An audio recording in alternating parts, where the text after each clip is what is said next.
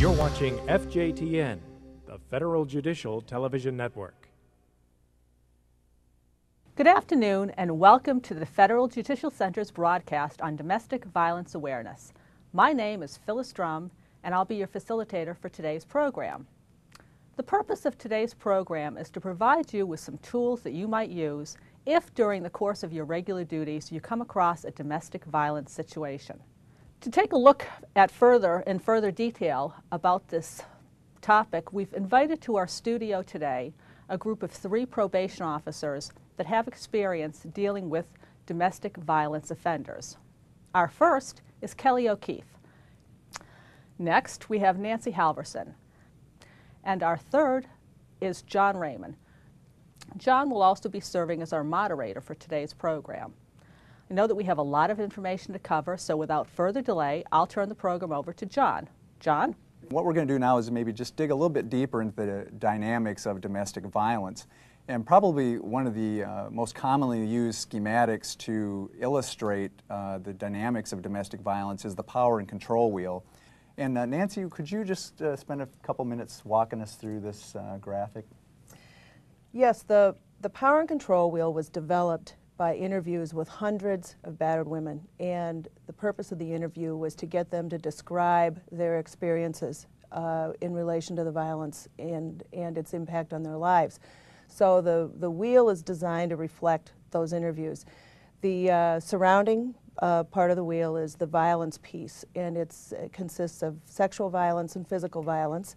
And within it are the other kinds of behaviors that contribute to the overall domestic violence in that relationship. Some victims have said there may only need to be one violent act, and thereafter any of these other behaviors in the middle of the wheel will be enough to maintain that fear or maintain that terror. The first spoke of the wheel is the use of intimidation. And this can be really overt or very subtle. It might be as subtle as a look, a gesture, a grimace, something that would assign a little note that might have a different meaning to the victim than we might think. Adam and Eve had sinned against God. Soon they heard the voice of the Lord as he walked through the garden. Adam, where are you? We were hiding, Lord, because we were naked and afraid. Adam, have you eaten from the tree that I warned you not to? The woman you made to be my helper, she gave me the fruit, and I did eat. Then the Lord said to the woman, What have you done? The serpent confused me, Lord. He told me I would not die, and that we could be gods too. Adam and Eve were afraid and ashamed of what they had done. Or it can be very overt, such as displaying of weapons or breaking things or injury to pets, those kinds of things that are designed to intimidate a victim and remind her of the violence that could be coming her way.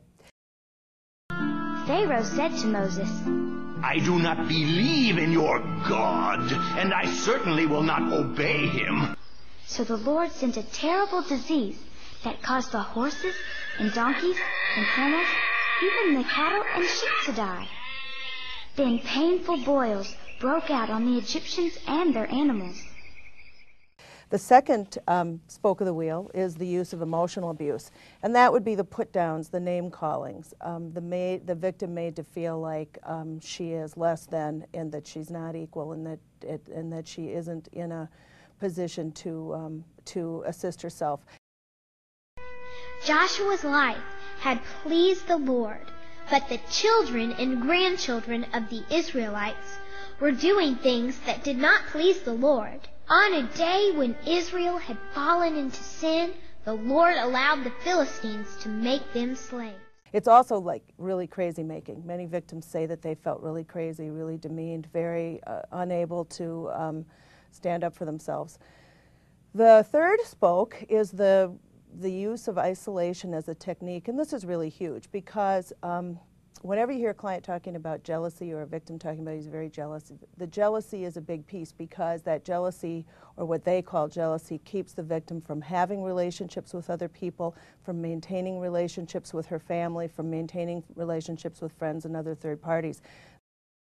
The Lord really met me and showed me that He's not someone I'm just going to meet when I die, but He wants to be in my life now, and He wants to do things in my heart, and He has a purpose and a plan for me. So that just totally changed my life. When you become a Christian, it changes everything, from how you view people, from how you view your life, from how you're going to raise your kids. How do I hold on to my faith and my boyfriend at the same time? And I kept sneaking off to call my boyfriend. And my leader, who was really strict, she caught me, and it was pretty strict on the rules. We weren't allowed. So she gets me up on the table, and she found me on the phone, and she said, "Come here." And so she got me up on the table, and I was standing there, and she said, "Now you pull me up." And so I'm on the table pulling her up, going, "What am I doing?" You know? And she's like, "Pull me up," and I'm like, "I can't," because she's pulling down, you know? And so then she's like, "Now you get on the ground, and I'm going to pull you." And with one tug, I was back on the ground. So, and she said, "This is how a relationship is if you're going to date someone that doesn't believe." And I just broke down in tears, because I knew it in my spirit, but I just didn't want to face it. These victims sometimes are not allowed to go to work, or if they do, they come straight home. They're monitored, their whereabouts, their comings and goings. They're discouraged from maintaining normal family relationships, like especially with sisters and mothers.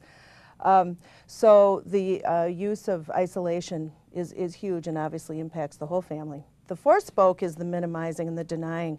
This denial really can't be understated. This would be the offender who says it didn't happen, or it didn't happen like she said, or she started it, and conveying that to the victim. You started it, you were violent first, you were this, well, you made me do it. Not I, but you and your family have caused Israel's trouble by worshiping Baal.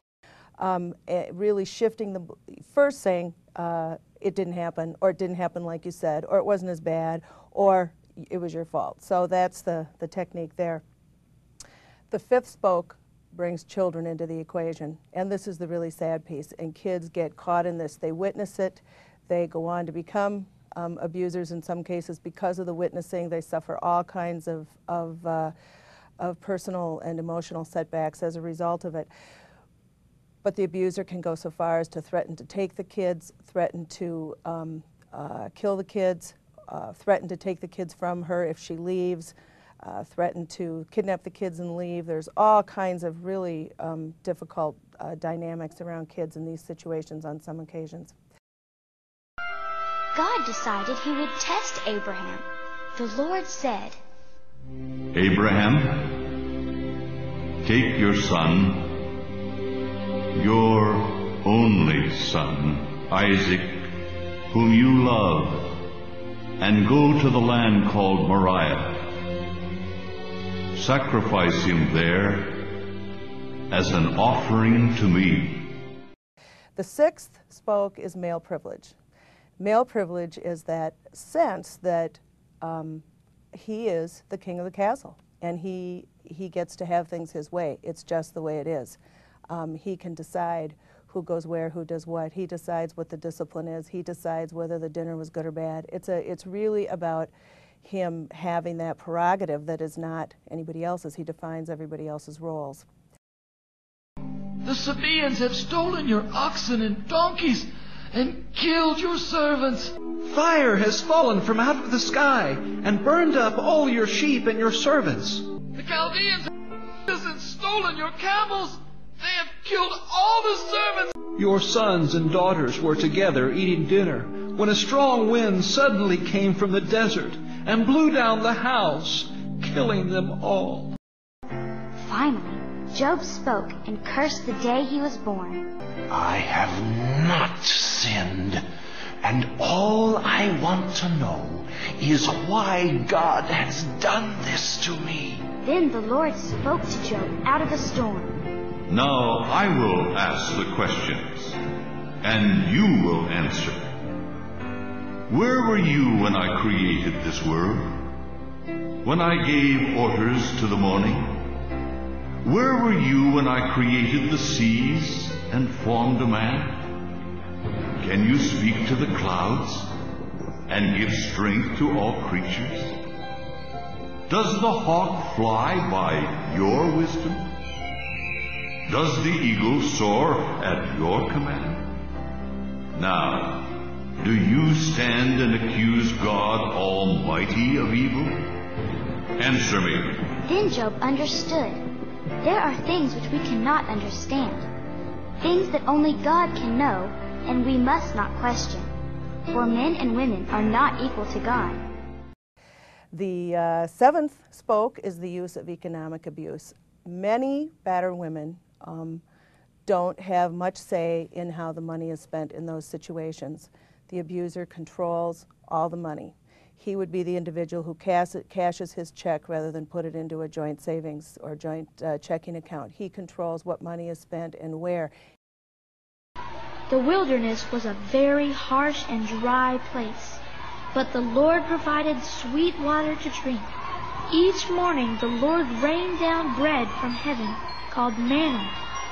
The people gathered it in baskets, enough for each day. Even if she's allowed to work, and she may not be, but if she's allowed to work, her money still is not her own to spend. She would not have the discretion to decide how to spend money for that family. All of it has to be decided by him, and or at least reviewed by him. I was doing the basic things with God's money as far as tithing and giving. You think that when you're in control of your life, that you're going to be okay. And that was the struggle for me, losing control of my life and just giving it to God and really being dependent on Him. And the eighth spoke is the use of coercion and threats. And you know, many of the arrest reports that I read are loaded with threats, and I think we tend to hear them and think, well, it's just a threat. Well, a threat is really one aspect of the entire range of behaviors involved in domestic abuse, and some of those threats are very believable to victims. Other kinds of threats that we are aware of, and the coercion involves stuff like, you know, if you leave me, I will kill myself. If you leave me, I'll kill you. If you leave me, I'll take the kids. Those kinds of threats designed to coerce a victim into being subservient, doing what the perpetrator wants, not upsetting the apple cart or not leaving. When we look at all those spokes of the wheel, and they may or may not all be present in a battering or an abusive relationship. Some or all of them may be there. We want to look at how intense they are, how frequent, you know, the severity, and also the level of fear that they might cause. I mean, to the victim. And those are the things that we would consider as we go through the power and control wheel.